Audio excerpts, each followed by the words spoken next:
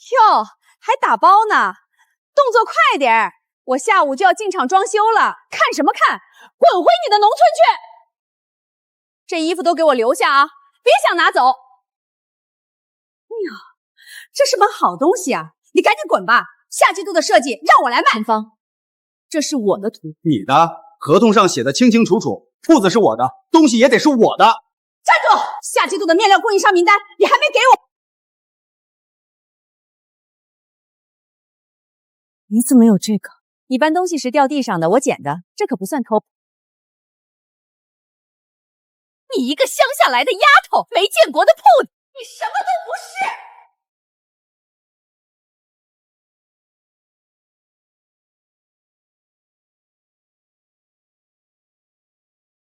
刘哥，你睡了吗？阿瑶，这么晚，啥事儿？地下街那36间铺子，我全要了。36间？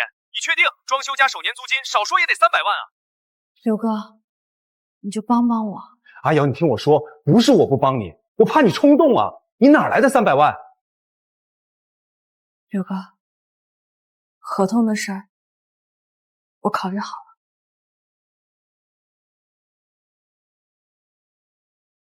阿瑶，过来，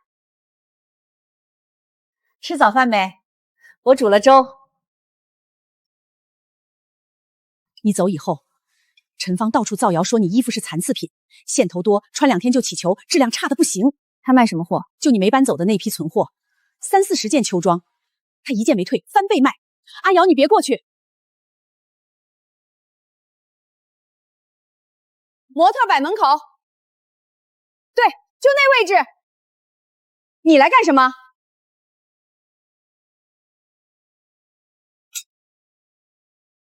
这些是我的货。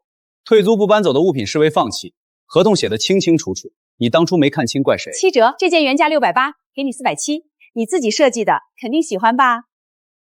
看到了吗？每件衣服出厂前我都会绣上去，这是我的版权标识。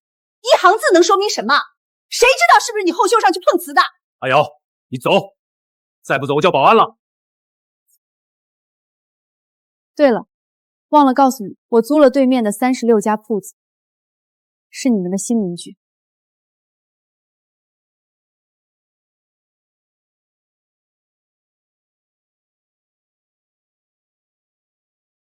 姐，你搬这儿了？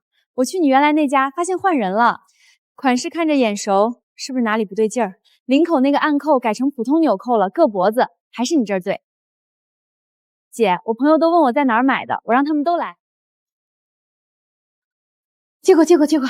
阿瑶，你那个短夹克还有货吗？刚才好几个姑娘问我在哪儿买，我直接给他们指路了。这些送你，张姐。哎，别，这我不能要。3年前我卖衣服只有张姐光顾，如今是这些衣服在说话。不就是几个老顾客吗？有什么了不起？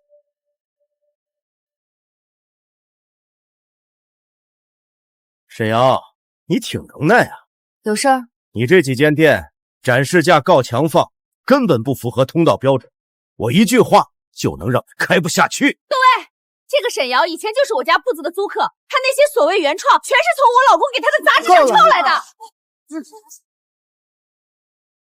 你说我抄你？那你把你的原版现在当着所有人的面拿出来。等等，这件大衣我去年在 SY 买过，我有订单截图。阿瑶，还没吃早饭吧？来，趁热55分，咱们合作吧。你出设计，我出铺面人脉，利润55分，你专心画图，多好。你拿我的设计，我的客户，我装修好的铺面，再跟我55分。你老婆正用我的存货卖钱，你来跟我谈合作。沈瑶，我在这条街12年了，供电、供水、物业都是我的牌友，信不信我一个电话，你5间店今天就断电？你试试。怎么这么闷？算了，改天再来吧。刘哥，地下街断电了，我需要海城出面协调。自起，供电由海城统一管理，任何第三方无权断电。你等着，物业经理马上到。擅自操作配电设备，影响全街用电。周先生，这事按条例要按合同重罚，还要全街通报。你想掐灭我的灯，可你忘了，明天起这条街36间铺，每一盏灯都归我开。刘哥，明天我36间店全部正式开张，你赏个脸来逛一圈吧。阿瑶，你这哪是开店，是把整个商场盘下来了。地下街不缺位置，缺的是人气。我把人气做起来，每间铺子都能活。全场5折，跳楼清仓！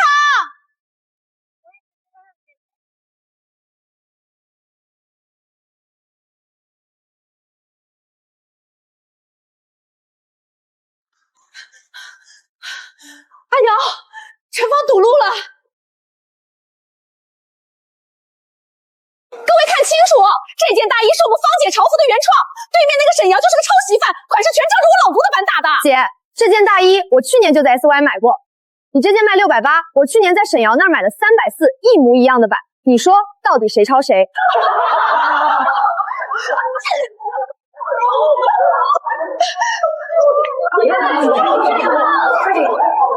你能剪掉标识，却剪不掉他本来是谁呀？评论区都炸了，点赞最高那条说你用垃圾面料，还有人说你这才是仿冒，那个芳姐潮服才是正版。你看这10几条，话术一模一样，连标点都像复制的。一个今天才注册，只发这1条的号，张姐，帮我把这些评论的发布时间全部截图存好。你不急呀？急没用，水军能刷出节奏，刷不出我3年的进货单。赵叔，麻烦您把我这3年的面料进货单质检报告全发我邮箱，越详细越好。小丫头，谁在搞你？你的料全是从我这儿拿的1等品，年年检测合格，谁敢说有问题，我跟他对线。您别急，先把资料发我，我自己有办法。节奏被水军带歪了，可真东西从来不怕摆出来。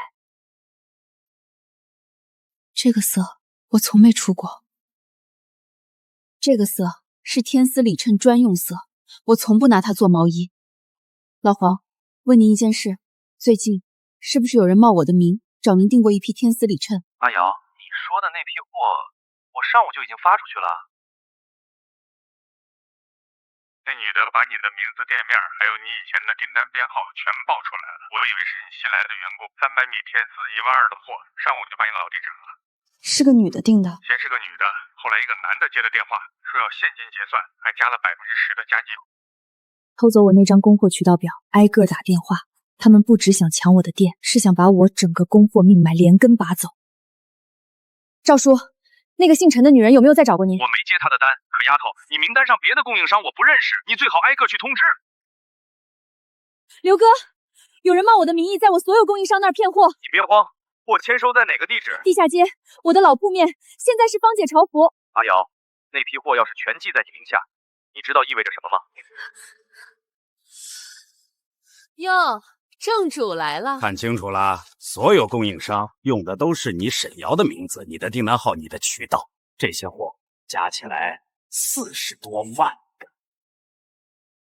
我们订的货可全记在你名下呢，供应商追上门催的是你沈瑶的款，你那36间店刚开张就背一身债，哼，我倒要看看你拿什么还？识相的就赶紧把店盘了还债。40多万，你们订的这批货40多万，你掏不出来就是掏不出来，一张卡晃给谁看？我掏得出，可这批货我1分钱都不会付。不付，供应商找的是你的名字，你不付他们就上你36间店去闹。今天傍晚，我给11个供应商一个不落全发了同一条消息，除我本人当面联系，任何人以沈瑶名义订货，一律不发、不认、不结款。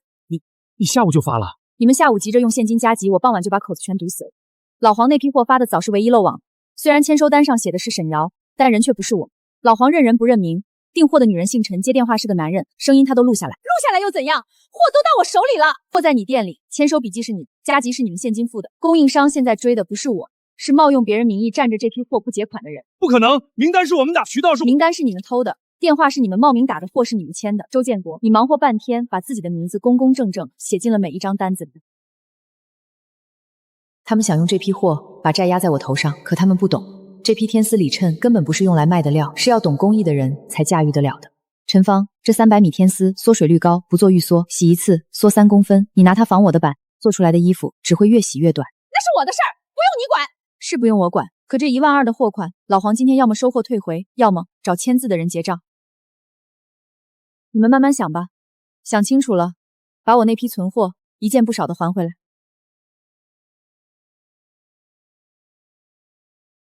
别接，就说没收到货，反正签的是他沈瑶的名。哼，没收到，那我这车货是自己长腿跑你店里来的。黄老板，你误会了，我们只是替沈瑶暂存。我没有让任何人暂存。老黄，你当面问，谁打的电话，谁签的字，谁付的加急现金？陈芳，这字是不是你签的？还有加急费1200，是不是你男人给的？是我签的又怎样？我签的是沈瑶的货，我们之前和他有口头合作。合作？抢我铺，撬我顾客，挂我版型，现在又成合作了。这我说合作，我不管你们怎么扯，货在谁店里谁结账。黄老板，咱们都做生意的，缓2天行不行？这批料我们马上做成衣服卖，卖了就给你钱。你们要把这批里衬料做成衣服，关你什么事儿？你能做我就不能做？这是天丝里衬，不做预缩，不做定型，洗一次缩3公分。你拿它当外套面料卖，坑的是顾客。少吓唬我！顾客只看样子，谁管你什么工艺？他们不是不懂，是根本不在乎。为了赢我，连顾客穿什么烂货都无所谓。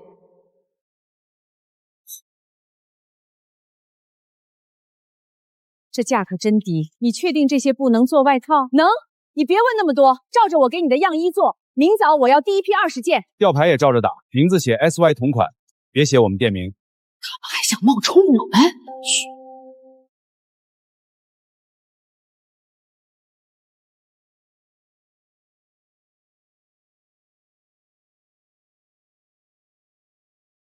阿瑶，怎么办？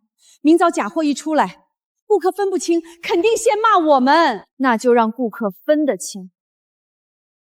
今晚不睡了。做一张真假 SY 识别指南，明早贴满36间店。只贴海报够吗？不够，我要让每个进店的人亲手摸到真货和假货差在哪儿。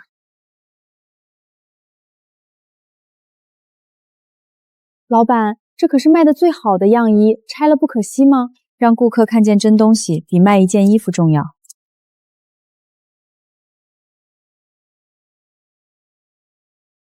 陈芳明早要是真把假货卖出去呢？那就让他卖出去的每一件都变成他打自己的巴掌。阿瑶，我刚听说那批料送去城西小作坊了，那作坊赶工狠，明早80%能出货，你小心，他们可能不是卖给自己顾客，是故意送到你店门口闹。那就等他们来。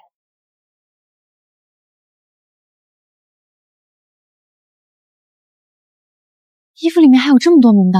SY 每批衣服都有暗线，秋季款雾蓝，冬季款银灰，线藏在第3道压线里，手工收口，机器粗放，藏不住。这个编号能查吗？能，小票、吊牌、洗瓢3处编号一致，扫这里就能看生产日期和款号。外形可以像，耐穿，骗不了人。真正的衣服是穿1个月洗10次，还能撑住版型。沈瑶啊，我昨天刚买的，洗一次缩水成童装，今天不给我退1赔3，我就砸你店！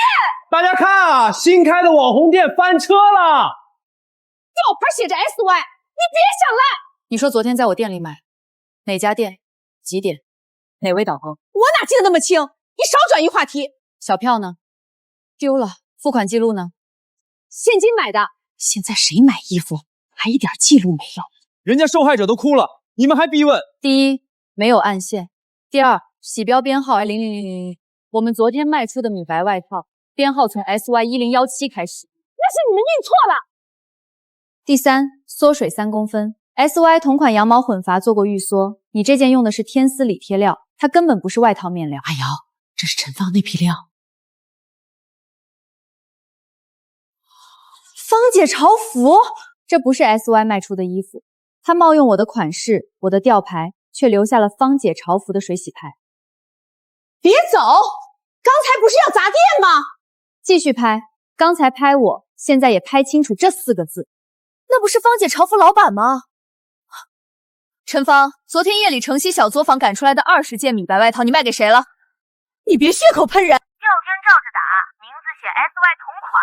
拿假货害人，还让人来找正主赔，太恶毒了！是他给我200块让我来闹的，他说只要把 SY 名声搞臭，再给我300。你胡说！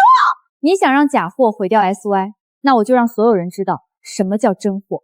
刚才全过程，我直播间3000人都看见了。家人们，我本来是来探店的，结果撞上真假 SY 现场鉴定。刚才这件缩水外套，水洗上残留的是芳姐潮服。敢做不敢认啊！拍什么拍？这是我们的商业纠纷。顾客穿到烂货，已经不是你们关起门来的事。我真不知道这是假货。他说只要来闹一闹，不用真砸店。你收钱闹事是你不对，但衣服伤害到顾客，源头不在你。大家看，这种里衬料表面像外套布，实际承重差，缩水大，接缝一扯就裂。它不能贴身久穿，更不能当主面料售卖。所以不只是仿版，是用错材料。真 SY 衣长误差不超过5毫米，肩线左右误差不超过2毫米。洗后版型不塌，是因为面料预缩，肩缝加固，内衬分区。难怪你家衣服贵几十块，看着就是挺。他每件样衣都试洗，洗坏了宁愿不卖。之前一批布差一点，他直接退了整卷。我今天不卖惨，只讲证据。各位看清楚了，买衣服别只看外观，编号、内衬、走线都很重要。你少拿一件破衣服污蔑我，谁知道是不是你自己做的局？你说是我做局？对，你就是看我生意好，故意找人演戏。对，谁能证明这衣服是我们店出去的？我能证明。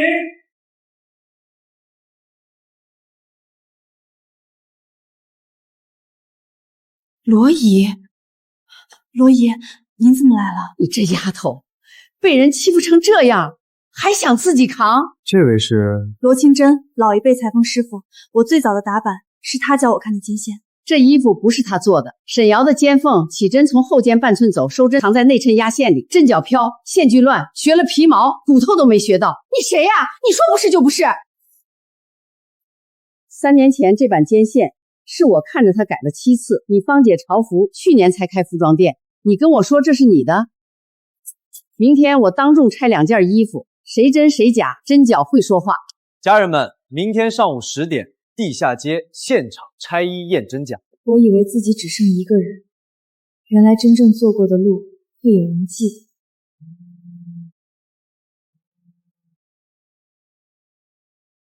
今天不吵架，不骂人，只看工艺，谁真谁假，剪开就知道。看这里，肩部受力点加了回针，穿久不塌，内衬和主料之间留了活动量，手抬起来不。难怪我穿他家外套骑车，肩膀不卡。哇，这太糙了！走，赶紧走，再不走来不及了。不能走，走了就真认了。大家别被他骗了，他现在拆衣服就是为了卖惨营销，谁知道这些所谓旧图是不是后补的？对，他就是自导自演，把我们芳姐潮服往死里踩。我也买过 SY， 质量一般，小品牌最会装原创。别吵，吵赢了也不好看。我做 SI 3年，每一版衣服都有记录，不是为了今天吵架，是为了每一次出问题能找到原因。这件是2年前顾客骑车摔破袖口，我免费补的。返修单、聊天记录、补线色号都在这里。这是我的，我还以为你早忘了。他真没骗人，我那时候没钱买新的，他帮我补好1分钱猛收。原来是这样。陈老板，现在真衣假衣记录都摆出来了，你还坚持说 SY 自导自演吗？他会装，不代表他不会抄。你们等着吧，我马上就有大品牌合作，到时候谁正版谁山寨，一眼就知道。芳姐潮服，签收一下锦路服饰寄来的样衣和合同。看见没？锦路服饰，外地大品牌，人家马上要跟我合作。阿瑶，这不是你上个月画的那版？沈瑶，别以为只有你会设计，大品牌一出手，你那点小作坊手艺算什么？这不是状况，是有人把我的稿送进了锦乱。这也太明目张胆了，连 S7 都没改干净。S17 是什么意思？我每张未公开稿都会留内部标记 ，S 是 SY，17是第17版修改，正常买家根本看不见这个编号，那就一定是我们内部流出去的。现在店里的人接触不到完整电子稿，能拿到 S17的只有更早之前的人。你以前不是请过一个临时打版助理，瘦高个，嘴甜，姓秦，秦曼。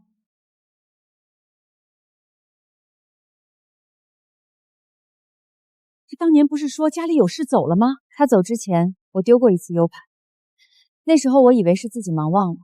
好久不见啊，沈老板，听说你买下36间铺，真风光。这件你给的，别说的那么难听，设计这种东西，谁先卖去，谁就是市场认可。你偷稿还偷出理了？你是他店员吧？大人谈事儿，小姑娘少插嘴。你想要什么？景路下个月做秋冬发布，你把 SY 新季主推款完整一给我，我保证以后不碰你旧稿。拿偷来的东西威胁原主。沈瑶，你不会真以为我手里只有这一张吧？你那几年所有电子稿我都有备份，你出一款我撞一款。你小店再会搞故事，也扛不住大品牌铺货。你偷得走图，偷不走我改图的手。嘴硬没用，你要是不交，我让景宇先发，到时候全网都觉得你是跟风。梁总，你就是沈瑶，有手艺，但没规模。跟景路合作，你还能保住名字；不合作，你的名字也会被市场淹掉。我的名字不需要别人施舍。那就看看是你的手快还是我们的展现快。阿瑶，这不是你废掉的那本。祝你们发布顺利。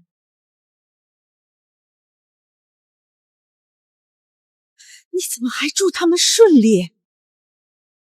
因为他们手里的是我故意留在旧硬盘里的废稿。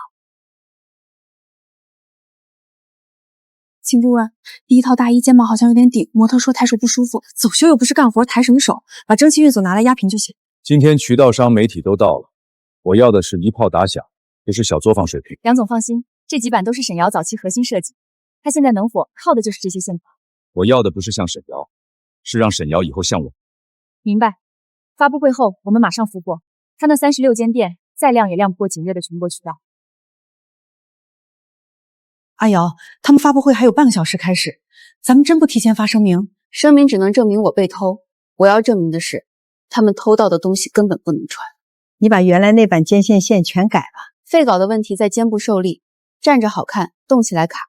真正成衣，我改了袖衫高度，加了斜向活动量。所以景元拿去发布的是好看的半成品。设计不是画完就结束，能不能穿才是最后一关。这件显瘦，胳膊抬起来也不卡，比之前更利落，通勤穿正好。他们以为偷走一张图就是偷走一件衣服，可我的衣服是从人身上长出来的。梁总，请问这次发布的设计到底是不是原创？技术故障，散场。姑娘，你这件哪儿买的？地下街 SY。我要的核心稿呢？你给我一堆废纸。梁总，他肯定是故意留废稿吊我，真正的新款一定还在他手里。那你去拿，拿不到，锦卢和你的合作到此为止。阿瑶，你火了，好多人专门来看那件正法衣。火一时不算赢，秦曼不会善罢甘休。他丢了锦路的脸，梁延洲那种人只会逼他拿出真东西。从今天起，新稿不进电脑。那存哪儿？拆成3份，布样在我手里，按现在罗姨那儿，样衣锁进保险柜，谁都拿不到完整的一件。这才聪明，设计偷得走，工艺偷不走。老板，门口有个穿黑西装的女人，说要见你，自称秦曼，让她进来。生意不错啊。你是来道喜？沈瑶，我们以前也算共事过，我知道我做的不地道，但锦路不一样，他们有钱有渠道。你跟我合作，我帮你接上几条路，你出设计，分成我来谈。偷完稿又来谈合作，锦路要是真想搞你，铺货、压价、抢渠道，你扛得住几个月？你最好识相点，你那点新设计，我迟早能拿到。你的稿从来就守不住。你说的对，3年前我没守住，但现在我的设计不止我一个人在守。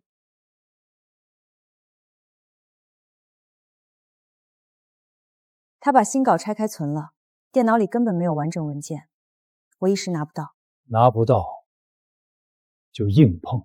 他不是有36间店吗？我让景路在他每家店周边3公里全部铺低价撞款，他卖1件，我用1半价格压他10件。可他的工艺确实比我们好。顾客只看吊牌和价格，等市场全是类 SY， 谁还记得谁是原创？那压轴款呢？发布会丢了脸，我们得有一件真正能打。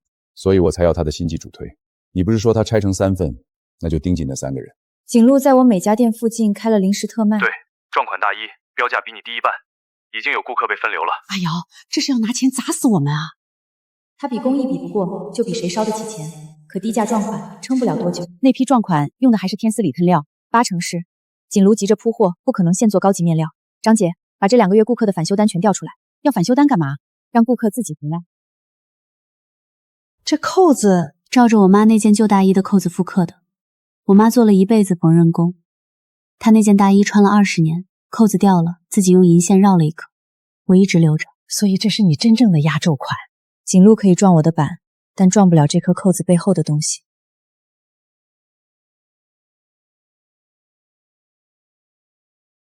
来了。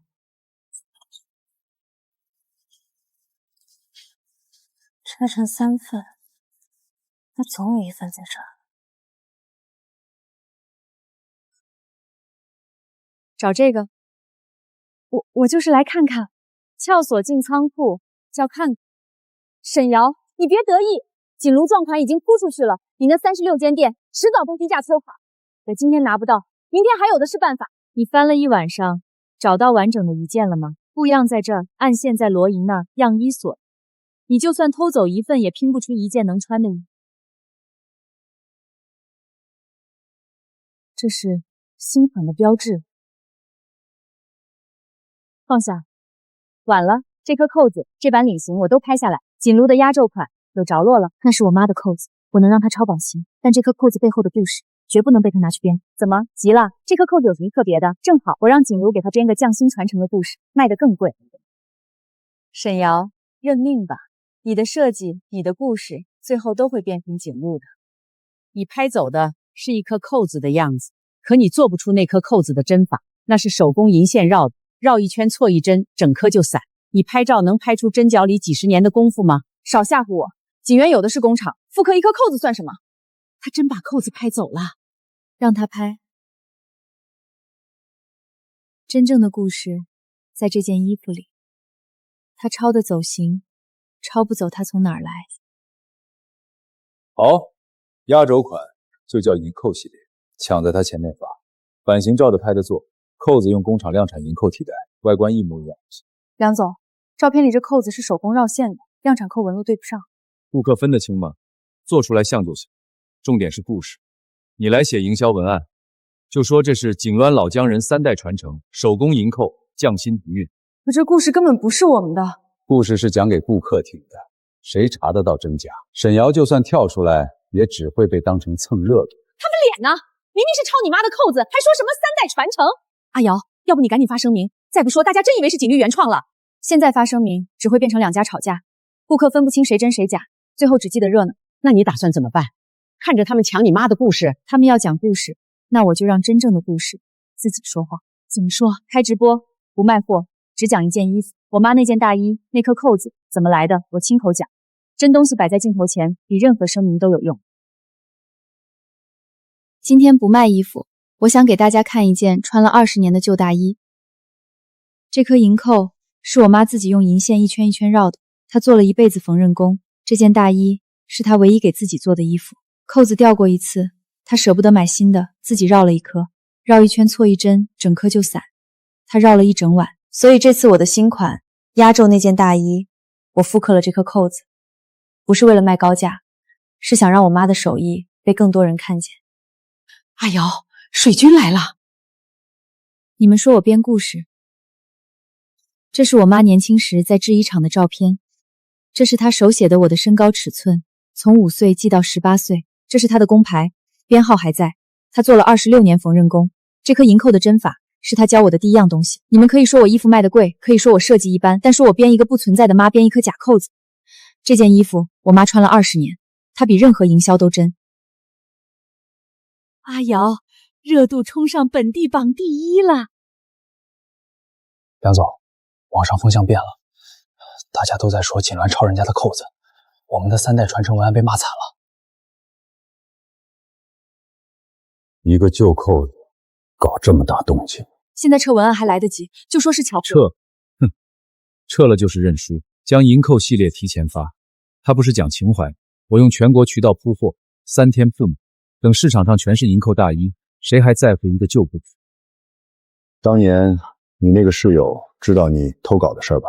你查我？我只是提醒你，这条船你下不去了。阿瑶，今天太险了，幸好你早有准备。梁彦洲那种人，输了面子只会更狠。谁呀？我知道秦曼当年偷稿的全部真相，他不是第一次，也不止偷你一个。会不会是陷阱？报复他的人从来不止我一个。梁彦洲想用渠道压死我，可他不知道，他这条船上已经有人想跳了。这是秦曼这些年转卖电子稿的记录，不止你，还有2个独立设计师都被他偷过。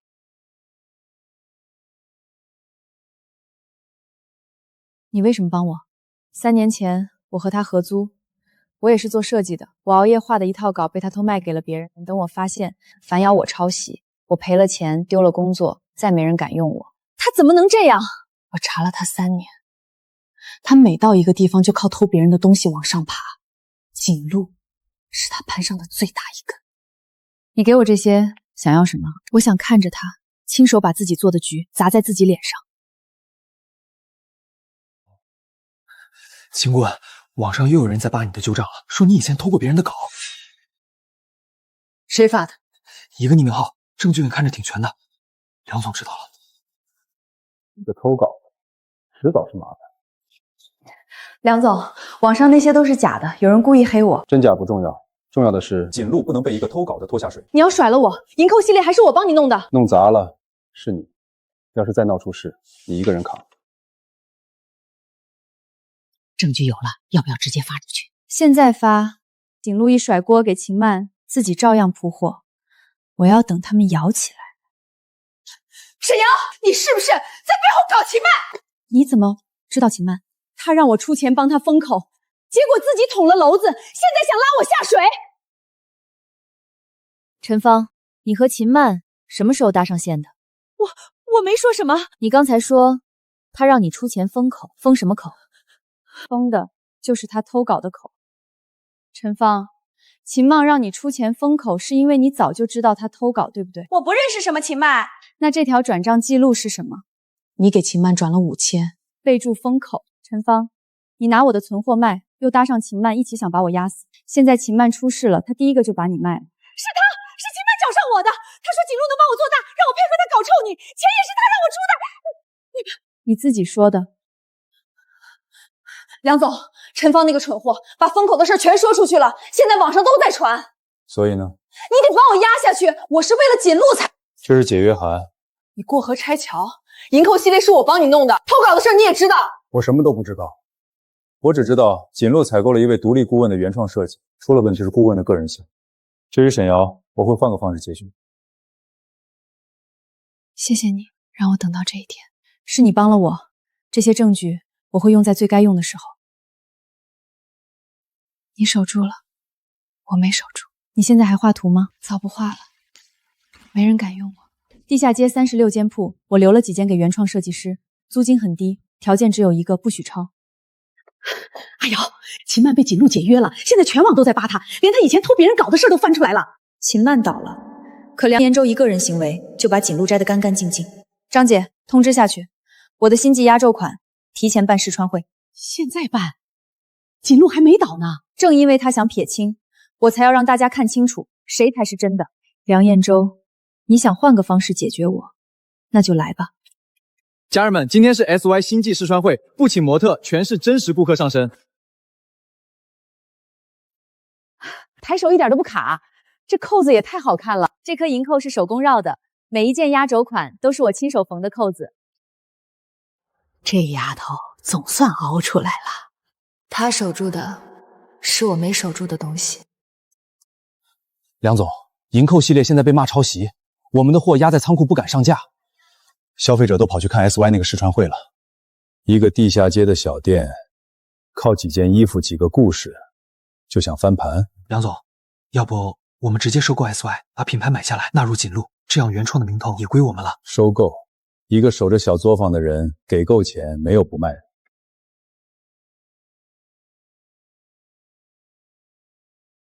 沈小姐，办得不错。梁总大驾光临，有事？锦路的梁总居然亲自来了 SY 的试穿会，我很欣赏你的才华。锦路想收购 SY， 品牌设计你全都纳入锦路，这个价足够你下半辈子不用再守在地下室。梁总 ，SY 不卖。年轻人意气用事，你以为守得住？ SY 这2个字是我妈的针我的手一针一线缝出来，不是用卖。好，那我们就在市场上见。起落遍布全国，能撑多久？没有供货，没有渠道，你这36间店迟早是空壳。沈姐，我们支持你。你的衣服我们认。阿瑶，他刚才那话是威胁吧？他要断我的供货。阿瑶，不好了，锦纶联合了好几家面料渠道，给你的供货全卡住了。你常用的那几款料，人家说暂时缺货。他们这是要饿死我们啊！锦纶体量大，渠道商不敢得罪，这一招狠。别的料还能换，可压轴款的这款驼色羊毛呢，只有云溪一家老织坊能做。云溪织坊那家不是快关了吗？什么意思？老主家姓周，年纪大了，销量又差，听说下个月就要停机歇业。那是我压轴款的命，织坊一停，锦路再一卡，我这款衣服就做不出来了。阿瑶，这么晚你去哪儿？云溪织坊，趁机器还没停，我得亲自去一趟。丫头，云溪在山里，路远，而且就算机器没停，老周也未必肯为你一家小店重开生产线。那我就让他看看这款料能在年轻人身上活成什么样。景六想断我的源头，可这门老手艺要是因为我活下去，那才是真正的赢。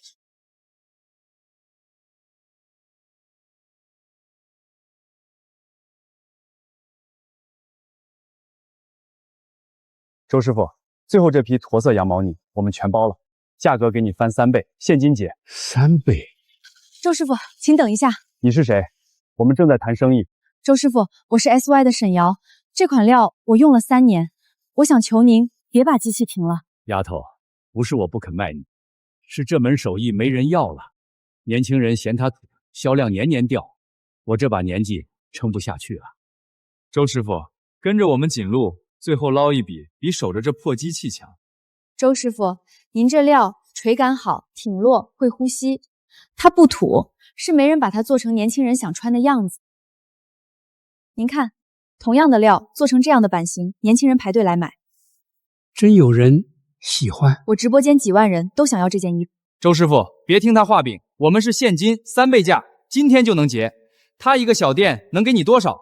周师傅他给的是3倍价，买走您最后一批货，然后呢，机器照样停，手艺照样断。我不跟他比价钱，我跟您保证，只要这料能做成衣服，我年年跟您订，让这门手艺穿在更多年轻人身上。签了，别犹豫，丫头，机器我可以不停，但我有个条件，3天，3天之内你得卖出500件，让我亲眼看见这料真有人卖不出，我就把货全给他，机器也停。好，3天500件。梁总，他接了个3天500件的赌约，你知道该怎么办？行，那就让他卖不出去。我们接下这个赌约，3天500件，3天500件，平时1周也就卖200-300，而且锦路肯定会从中作梗。只靠主店是不够的。没错，靠主店一家不够，所以我要36间铺一起联动，顾客带一件旧衣服来，就能用优惠价换购压轴款。旧衣我们捐给需要的人，新衣让老手艺活下去。这不只是卖衣服，是讲一个让人愿意参与的故事。对，让顾客觉得他们买的不只是一件大衣，是在帮一门快消失的手艺。家人们，这件大衣的料子来自一家快要关门的老织坊，买它就是让这门手艺多活一天。我这件旧大衣穿了5年，舍不得扔，能换新的，还能帮老师傅，值。我把这件捐了，希望有人用得上。哎呀，照这速度，500件有戏。太顺了，景路不会坐着看。下这么大雨，谁还出门逛地下街啊？上午冲上去的枝头全断了，订单才280，还差一大截，时间只剩2天了。阿瑶，网上有人发帖说我们的活动是卖惨炒作，说老织坊根本不存在，是我们编的故事骗人换购。暴雨断客流，水军给口碑，梁彦洲2招一起来。张姐架直播，雨越大，我越要让所有人看见这门手艺是真的。周师傅，把镜头对准您的织机。今天雨大，地下街没什么人，但有些东西我必须让你们亲眼看见。这就是有人说不存在的老织坊，这位是周师傅，做了一辈子羊毛呢。丫头说啥呢？这机器我守了40年。这家织坊的料垂感挺寡都是机器做不出的，它快关门不是因为不好，是因为没人看见。这件大衣就是用周师傅的料做的，你们买它不只是买一件衣服，是让这门手艺再多活一天。我刚看了直播，专门冒雨来的，这件我要了。我帮我妈也带一件，她就喜欢这种老料子。家人们看，外面这么大雨，大家还排队来支持老手艺，这才是真的人心。阿瑶，380了，390，400。我以前以为原创设计师在这个市场是活不下去的，能活只要做的东西是真的，总有人认。470、480、490、495，怎么回事？系统卡了，付款进不去了，付款一直失败。我也是转圈圈呢。访问量激增，是有人在恶意刷接口，把通道堵死了。梁彦洲，连最后2件你都不想让我卖出。阿瑶怎么办？通道一时半会恢复不了，再拖下去顾客该走了。各位，线上支付暂时出问题，我们改用老办法，手写订单，留下姓名、尺寸、联系方式，先签字预定，等通道恢复或者货到再付款。我沈瑶担保，今天预定的1件不少。我信你，写我1件。还有我，冒这么大雨来，我才不走。 499，给我也写1件，给孩子他奶奶买的，他肯定喜欢这老料子。500了。周师傅，时间快到了吧？他那破店还下着雨，500件，做梦！周师傅，500件到了，这里每一个名字都是真的人，真的想要您的料。40年了，我还以为没人要喽。周师傅，沈瑶肯定是在骗你，那个本子也是假的。机器不停了，这料我给沈瑶供。周师傅，你想清楚，锦路可是出我的翅膀。丫头，赢了这一仗，松口气吧。还没完，梁彦洲连支付通道都敢动，他不会就此罢手。阿瑶，锦路官宣了，他抢不到你的料，挖不动周师傅，干脆办场大秀，靠声势把原创2字抢过去。他要用一场华丽的大秀，告诉所有人锦路才是正版。他办他的大秀，我也办一场。我们哪比得过他请明星办大秀？我不请明星，我请真正穿过 SY 的人，张姐、罗伊、周师傅，还有那500个名字里的顾客，同一天、同一时间，让大家自己看什么是真的原创。欢迎来到锦路正本庆元的秋冬压轴大秀，让全网都看见，今天过后，原创这2个字就是锦路的。家人们，锦路那边在办华丽大秀，我们这边办的是另一种秀。我在地下街卖了7年手机壳，是沈瑶让我相信自己也能设计东西。这件衣服我穿着它，第一次觉得自己也是个创作者。我做了一辈子裁缝，老了，还能看见自己教的丫头把手艺传下去，值了。这料是我织的，40年了，头一回穿在自己身上。梁总，我们这边热度被地下街那场分走一半了，网上都在说他们真折。一群草根，也配谈原创？梁总，我有办法让沈瑶那场秀彻底完蛋。你是谁？我和沈瑶有仇，她的压轴款那件银扣大衣是她整场秀的命根子，只要那件衣服上不了台，她那件大衣就在地下街后台。我什么都没听见。我知道路。没了这件，看你拿什么压轴！陈芳，你又来搞破坏！我就知道你这件是命根子，现在它废了，你的压轴没了。你大老远跑来，就为了剪这一刀？我让你赢不了，你的秀毁了。剪在这儿，斜向的口子。罗姨，帮我补改。你是想把这道破口改成不对称剪裁，斜下摆，露出内衬的撞色，把破洞变成设计？衣服坏了可以铺，也可以改。真正的设计师是能把意外变成惊喜的。你这是装的，比原来还好看。